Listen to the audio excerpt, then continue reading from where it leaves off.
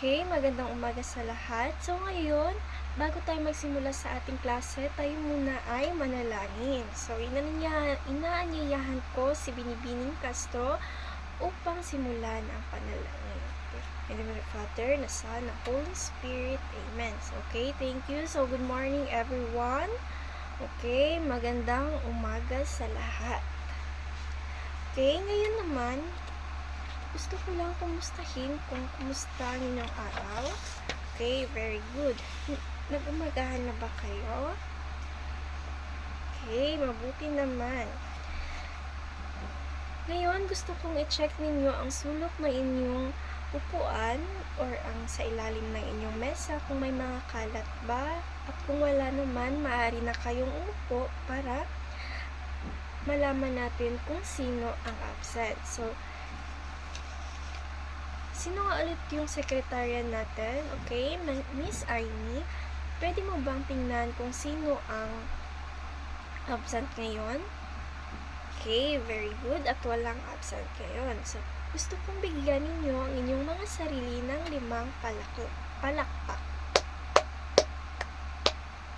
Okay, very good everyone. So, ngayon, bago tayo magsimula sa ating panibagong topic, gusto kong malaman kung ano nga ulit ang tinalakay natin or kung meron bang nakakaalala kung ano yung tinalakay natin noong nagdaang linggo or nung last na pagkikita natin. Okay, very good. Ano naman yung natutunan nyo? Okay, at talaga namang nakinig kayo dahil nasagot nyo ang aking simpleng tanong. So, ngayon, gusto kong basahin ninyo or sino gustong magrepresenta kung sino gustong magbasa ng ating layunin. Okay, please, Miss Angeline. Okay, very good. So, ang ating layunin ay natatalakay ang kahulugan at kahalagahan ng pamahalaan at natutunan ang kahulugan at kahalagahan ng pamahalaan at nasa sa isabuhay ang natutunan. Ngayon, gusto kong maggrupo kayo sa 5 pangkat. Okay, handa na ba ang lahat? May grupo na ba kayo? Okay, very good. So, ngayon, gusto kong ang gawin ninyo ay, nakikita niyo ba ito? Ilagay ninyo ang sa tingin niyo ay posibleng letra na nawawala or kung ano ang sa isip niyo na yun siya ang salita na hinahanap natin.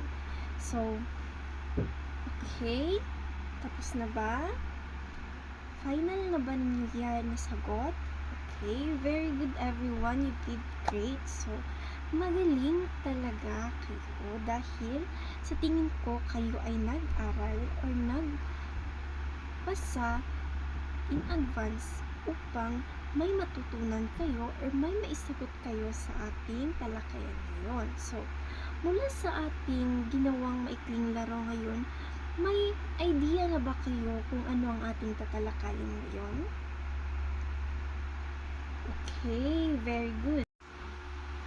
So, ngayong araw, ating tatalakayin ang pananaw at paniniwala ng mga sultano sa pananatili ng kalayaan. So, subalit bago natin yan simulan, atin munang alamin ang mga layunin ng ating talakayan ngayon. Shella, pwede mo bang basahin kung ano ang nakasulat sa presentasyon natin ngayon or ito? Okay, very good. Magaling. So, sa inyong palagay, ano ang ibig sabihin ng salitang sultano? Okay, magaling. Bago pa man dumating ang mga mananakop na Espanyol sa ating bansa, mayroon ng maliit na komunidad sa ating bansa na pinamumunuan ng mga sultan. Bawat antas ng lipunan sa panahong iyon ay may kanya-kanyang pangahulugan at gawain sa lipunang kanilang pinagalawan. Sa inyong mga naunang leksyon, inyo nang natalakay ang bawat antas ng lipunan bago pa man ang pananakop ng Espanya. So, sino-sino sa inyo ang nakakaalam kung ano-ano ang kaantas-antasan at gawain sa lipunan ng bawat kasapi sa panahon ng sultano? Tulad ng naganap sa Cordillera sa Hilagang Luzon, naging maigting din sa pagpapadala ng mga Espanyol ng mga ekspedisyong militar sa Mindanao upang tuluyan na itong mapasa ilalim sa kanila. Ilang digmaan ang sumiklab sa pagitan ng Espanyol at mga Muslim, sapagkat mahalaga ang mga Muslim na mapanatili ang kanilang kalayaan, lalo na sa aspekto ng relihiyon. Para sa kanila, ang Islam ay hindi lamang isang reliyon kundi isa ring paraan ng pamumuhay. So, sa panahon din ng pananakop ng mga Espanyol sa Mindanao, inilunsad ng mga Muslim ang kauna-unahang jihad. Sino ang nakakaalam kung ano ang jihad? Mga lalaki sa likod, alam niyo ba kung ano ang jihad? Okay, Vincent? Ano ang jihad? Okay, magaling. Muslim ka ba? Ba't mo alam? Oh, okay, I see. Mahusay. So, ang jihad o banal na digmaan laban sa mga Espanyol upang ipagtanggol ang kanilang relihiyon at paraan ng pamumuhay. So, ilan sa mga pananaw ng mga katutubong Muslim ay ang mga sumusunod. So, first, or ang una ay malaki ang pagpapahalaga ng mga katutubong Muslim sa kanilang kalayaan. Pangalawa naman ay handa nilang ipaglaban ang kanilang teritoryo kahit anumang kahinatnan ng labanan. So, pangatlo, okay, Arnold, gusto mong basahin? O sige, go. Very good. So, ang pang-apat, Ira. Okay. So, dahil sa paniniwalang ito, tinawag na Moro sa kadahilanang noong unang panahon ay mayroong isang pangkat ng mga mamamayan sa hilagang kanluran ng Afrika. So, ng Afrika na sumalakay sa Espanya. So, ang pangkat na ito ay kilala sa tawag na Moor or Moor, kung kaya tinawag ng mga Espanyol ang buong Pilipinong Muslim na Moro. Buhat sa salitang Moor as in M-O-O-R. So, sumidhi ang alitang Espanyol at Muslim sapagkat ayaw ng mga Muslim na magpasakop sa mga dayuhan. Nais ng mga Muslim na maglingkod lamang sa pamumuno ng kanilang kalahi. Dahil dito pinatunayan ng mga Muslim ang kanilang paninindigan, hinadlangan nila ang pagsakop ng mga Espanyol laban sa lahat ng pagkakataon, anuman ang kanilang kahinatnan sa labanan. Gayon ang kanilang ginawa, kung kaya hindi nasakop at di nalupig ng mga Espanyol ang mga Pilipinong Muslim. Okay, ngayon atin namang subukin ang inyong natutunan sa pamamagitan ng munting laro. Gusto niyo ba yon? Okay, ngayon may ilalagay akong mga letras sa gilid ng inyong upuan. 4 ito. Merong A, B, C, and D. So, ang ating gagawing laro ay may babasahin akong tanong at choices or pagpipilian ninyo ng sagot.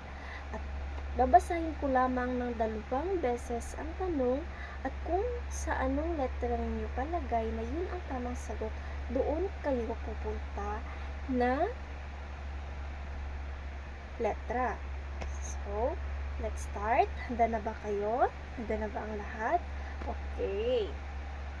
Okay? Tapos na tayo sa ating laro. Nag-enjoy ba kayo? Okay. Ito na inyong mga premyo dahil kayo para ito sa mga nanalo. Okay? So, sa susunod, pabutihin niyo pa upang may matanggap ulit kayo galing sa akin. So, ngayon gusto kong kumuha kayo ng isang pirasong papel at sagutin niyo itong sumusunod. Bibigyan ko lamang kayo ng 5 minuto upang maipasa agad ito. Okay, tapos na.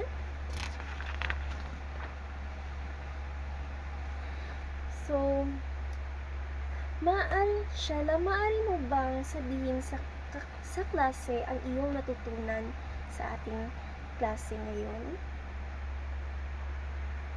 Sa kabuuan ng ating natalakay, ang pagpapahalaga ng sultano sa kalayaan sa inyong palagay, bakit mahalagang ipaglaban ang kalayaan? Natutunan mo kung paano pinahalagahan ng mga sultano noong unang panahon ng kalayaan? Yun ba? Ano nga ulit yun? Mahalaga yun sa'yo upang patuloy nating maibahagi ang kultura at pamumuhay na walang takot at hadlang. Okay. So, ngayon naman, may ibibigay ako sa inyong takdang aralin na gusto kong sagutin ninyo sa inyong bahay at bukas natin i-check. Okay? So, pwede nyo nang isulat sa inyong mga papel. Okay, magsitayo na ang lahat. Paalam mga bata. Okay, see you again tomorrow at mag-ingat kayo sa inyong pag-uwi.